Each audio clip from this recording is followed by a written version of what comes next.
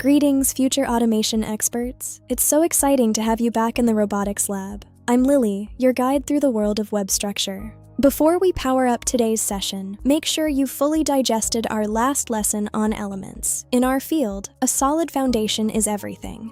Today, we are mastering HTML attributes. If elements are the bones of a page, attributes are the hidden instructions that tell them how to behave.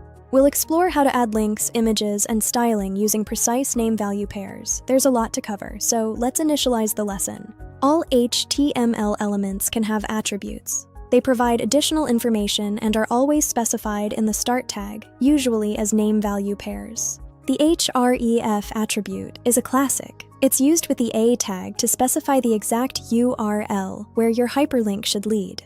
Next is the src attribute for images. This tells the browser the path to the file you want to display on your page. You can use absolute URLs for external sites or relative URLs for internal files. We always recommend relative paths. They won't break if you move your site. For images, always include width and height attributes in pixels. This ensures the browser reserves the correct space before the image even loads. The alt attribute is required. It provides alternate text if the image fails to load, or if a student is using a screen reader. If you have a typo in your path, the browser will display this text instead. It's essential for accessibility and debugging. The style attribute adds local CSS like colors, while the lang attribute in the HTML tag tells search engines the language of your page.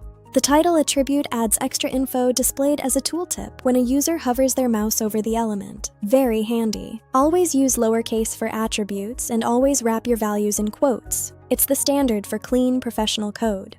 Time to test your robotics level precision. Fire up PyCharm on your machines right now. Create an image tag that includes a source, alt text, and a width of 300 pixels. You have 10 seconds.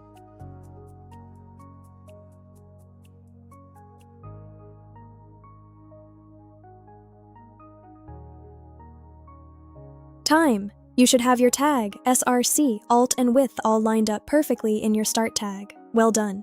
That wraps up our dive into attributes. You're building a massive toolkit for web automation. I'm proud of your progress today. In our next chapter, we'll conquer HTML headings. Make sure to practice everything we've learned in your free time at home. Join our community, subscribe to our YouTube and TikTok channels, and check our official site. Your feedback keeps this lab running. Keep practicing, stay curious, and I'll see you in the headings lesson. Happy coding, everyone!